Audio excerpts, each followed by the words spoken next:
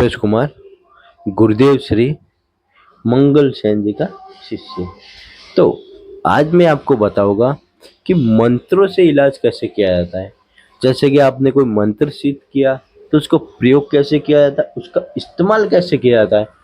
कोई लोग मंत्र तो सिद्ध कर लेते हैं लेकिन उसका प्रयोग करना उनको पता ही नहीं कि उनका प्रयोग कैसे किया जाता है और कब किया जाता है।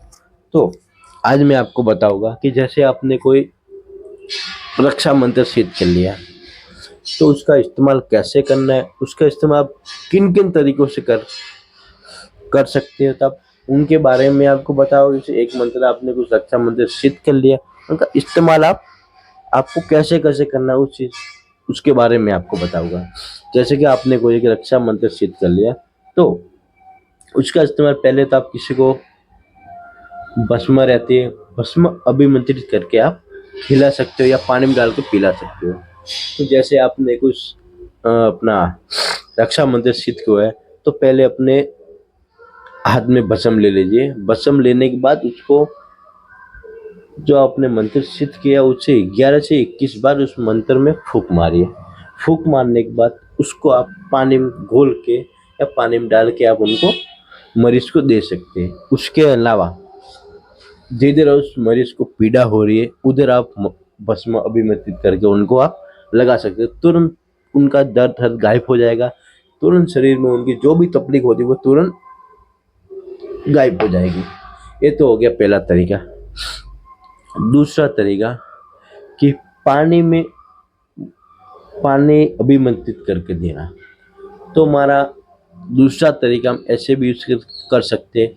जैसे कोई मरीज की तबीयत खराब है ज़्यादा, तो अपन के पास जो भी रक्षा मंत्र सिद्ध किया है, कोई भी जो भी मंत्र सिद्ध किया हुआ है, तो उनको आप जितनी बार अभिमंत्रित करके दे दो। 11 बार 21 बार पानी में फूंक मार के, गिलास लो उसमें पानी लो, उसको फूंक मार के दे दो ताकि उनको पानी पीते तुरंत आराम हो जाएगा।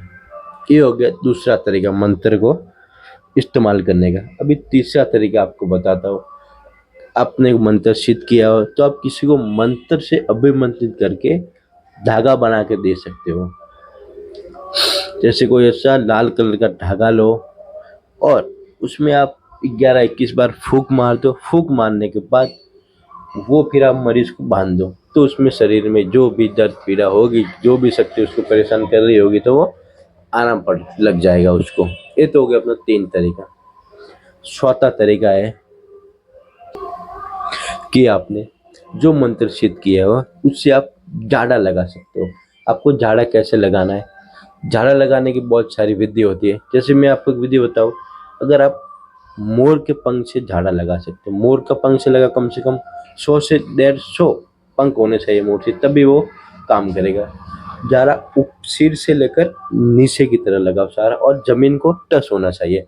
और झाड़ा लगाते समय ऐसी अपने मन में भावना रखो कि जो भी उसके शरीर में जो भी तकलीफ है, जो भी शक्ति परेशान कर रही है, वो अब झाड़े के माध्यम से उसको धरती में धीरे धीरे वो समा रही है। उसके शरीर से वो धरती के अंदर नीचे से घुस रही है, अंदर धरती में समा रही है। तो आप ऐसी भावना रखो, क्योंकि तंत्र एक भावना विश्वास के ऊपर चलता है। अगर आपको तंत्र के ऊपर विश्वास नहीं है तो तंत्र काम नहीं करेगा।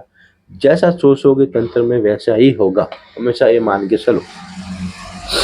और ये तो हो गए अपने 4 तरीके। तो अगर आपने कोई भी रक्षा मंत्र, कोई भी कीलन, जो भी मंत्र आपने सिद्ध किए हुए हैं, तो आप इन मंत्रों का ऐसे इस्तेमाल कर सकते हो। आप चाहे चारों में से कौन सा भी तरीका अपना सकते हो। उसको धागा अभिमंत्रित करके दे सकते हो, कुछ को पानी अभिमंत्रित करके दे सकते हो, भस्म अभिमंत्रित करके दे सकते हो, किसी को झाड़ा लगा सकते हो। 4 तरीके से आप किसी को भी मंत्र जो सिद्ध करो उसका इस्तेमाल कर सकते हो। जैसे अपना अगर किसी के पास कोई मंत्र सिद्ध किया हुआ नहीं है तो गुरु मंत्र ले लो। गुरु मंत्र से भी आप बहुत सारे काम कर सकते हो।